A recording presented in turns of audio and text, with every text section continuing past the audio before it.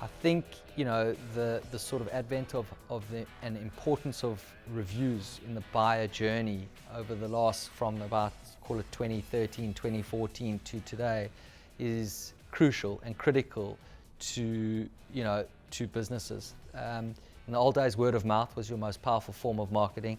Today we have word of mouth on sort of Uberfied, in the sort of digital landscape. And so anything that a consumer says in the digital landscape has far-reaching sort of impacts. So the negative perception around the brand has definitely changed over the last sort of 2 to 3 years. It's still very much a work in progress though. I think the conversations that our teams have with businesses when they find out what we do, they are in shock. They can't believe what we do, and they're very sort of impressed that we offer so much more to what they always thought Hellopeter was. But ultimately, look, consumers, we never want to sort of move away from offering consumers the opportunity to come on and resolve a problem if they need to, because really that's what we're there for. We're there to help consumers resolve issues, and we're there to help consumers make better informed decisions. And so for that, you will always need a balance of positive and negative on the platform. If it's too positive, it's too good to be true. If it's too negative, it's too one-sided. So you want a balance that consumers can understand. What length does a business go to actually make wrongs right, and as well as showcase their positive experiences, and that sort of will bring a very powerful brand presence for a business based on complete trust and credibility, and which consumers can engage with. So yeah, we're on the journey. We've got a long way to go though, but we're definitely moving in the right direction. So I guess the big difference today, why Hellopeter is known as a complaints platform versus your traditional review platforms that we see globally, which are kind of appear to be a lot more positive platforms and not known as complaint platforms, is the mission that Peter Chills had for the business when he started it. The mission was very simple: to upgrade service levels of businesses and hold businesses accountable for bad service. And so that in turn would bring in and draw in complaints, right? It didn't say, tell me about your great experiences with a business. Where review platforms of today started taking off, when Google reviews, you think of Yelp, TripAdvisor, those really started taking off because they were proactive about review collection, about using reviews to build a reputation for your brand, not to kill your brand.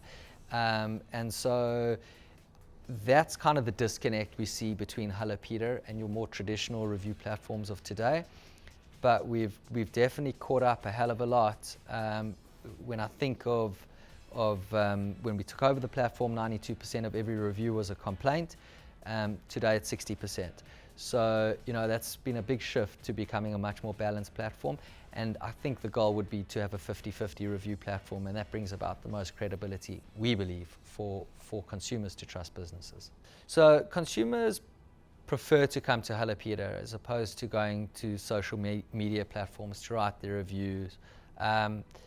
I guess because Hellopeter is a really well-known brand for the review space, right? And so social media platforms is sort of baked with a lot of noise, so to speak. You may have reviews, and you may have advertising stuff, and you may have brands mentions about things, and just generally consumers chatting, etc. And there's a lot of noise that goes on. It's not one defined place where you can go and understand the credibility of a business, etc. And so consumers feel that they probably have the most leverage over a business coming onto Hellopeter, particularly because it's such a public platform, widely known, very trusted, credible. It's got a lot of sort of consumer activist advocacy clout, I suppose, so to speak.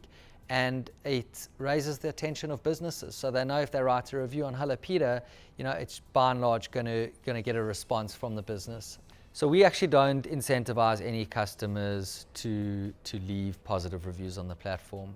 We communicate continuously with our consumer base and nudge them and remind them to write reviews, about experiences that they've had, be it positive or negative. And we do promote the fact that, and raise awareness to the fact that, you've definitely had positive experiences. Help businesses, tell them about those experiences, help them, showcase it in the online world, and help them get that sort of leverage of what that means to their business. Because it's, consumers like you that can write those reviews. We remind them to actually and nudge them to write those reviews. So the biggest misconception about Hellopeter from a consumer perspective is that we're not solely a complaints platform. Yes, you can come and write negative reviews about businesses to help you resolve service-related issues or product-related experiences. Yes, you can come and browse our platform to make more informed, obvious, decisions. But the truth is, we're also a platform that you can write positive reviews about businesses. So where you've had great experiences, share those experiences. Businesses want to know about those experiences. It helps businesses grow, particularly in the world in which we're living in today. COVID's had a big impact on these businesses. Help them. You've got a unique opportunity by doing good, and you really can do that by writing a positive review about a business. We all know that you've had positive experiences with businesses. It's impossible that you've only had negative ones.